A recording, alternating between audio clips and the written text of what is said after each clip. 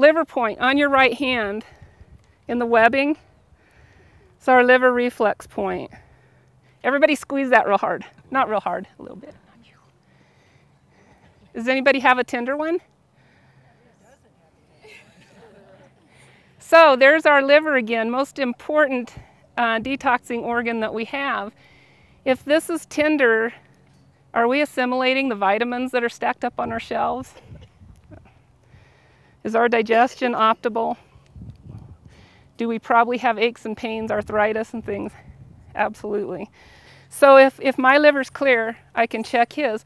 If I don't remember where this point is, and actually if your intent is strong enough, I can say, this is the liver point, and if I'm thinking, is the liver reactive? It is. So it's intention. Don't get too hung up on, am I in the right spot? Intention's everything. My liver's soft, I can lean up against him like Vicky's doll. A little bit tender. It's the electric fence thing. I could ask, if we were to clear chakras, where would we expect him to not have much energy movement is right there.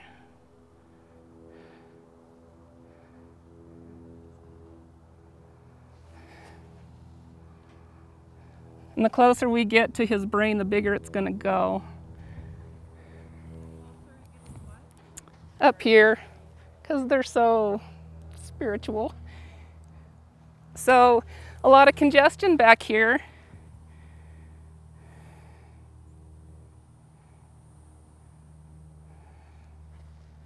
And this is all survival. So if this is congested, are we going to have the best animal to ride? 9 out of every 10 colics I treat are ulcer in origin. You know, it hurts to drink, it hurts to eat, motility slows, things start slowing down. So I always treat as if they have ulcers. I'll give Pepto-Bismol maybe one time, and then I use a clay product that I really like, and then I'm just doing probiotics. Hands on, hands all over the place. They're really responsive to it, and it's free. And it's effective, and then you haven't loaded their gut up with oil and drugs. And if you do have an ulcer animal that colics and they're getting Banamine and Bute, you're in bigger trouble pretty quick. High grain diets. Grain is really acid forming in their system. It takes over 4 hours for 1 pound of grain to pass through the GI tract. So it sits at that glandular portion of the stomach. 4 hours. Whee. So, you know, there's a lot of people feeding 10, 15, even 20 pounds of grain. If we address digestion and get pH where it needs to be, and the microflora are flourishing, all the bad bacteria, your E. coli, Salmonella, Pseudomonas, all those go dormant, and the good ones flourish, and you don't have to feed grain. There's really good ways of dealing with ulcers that are inexpensive and healthy. In the hospital, it's just like rite of passage. When you walk in the door, we're going to put you on a proton pump inhibitor, Nexium, Prilosec, whatever. It's protocol post-op. And yet, I got a letter, we get FYIs through the hospital that, you know, warning, people on stomach acid depressants are, you know, have the highest incidence of MRSA, the methicillin-resistant staph, and C. diff. And the latest study I saw about a week ago is there's a 300% increase in hip fractures with people on acid suppressants and, oh, parasites. 300% rise in parasites in people on those, and I see it every day.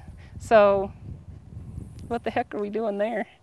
It's really important. Stomach should be acidic. That's how we handle waterborne bacteria and parasite control. If we're feeding lots of grain, if we're eating lots of protein, taking lots of drugs, stomach ain't gonna be acidic, can't do it. Which is why the stomach goes into overdrive for more hydrochloric acid, and we have to settle it down because it's going, yikes, you've eaten this and you've combined it with this. Alfalfa, high in calcium. We've kind of been touching on all of this. Calcium inhibits phosphorus. Calcium inhibits thyroid function. It ties up the receptor sites. So we see a lot of insulin-resistant horses. We're seeing thyroid hypothyroid horses with the cresty necks. High calcium suppresses magnesium in us and our animals. So we're not getting good, strong, bendy bones. We're getting real brittle bones. Low magnesium, we don't get the muscle fuel we need, so we see the tying up, we see the EPM type symptoms. And high protein requires a lot of water to process it, so we're seeing a lot of water retention in our humans, in our horses.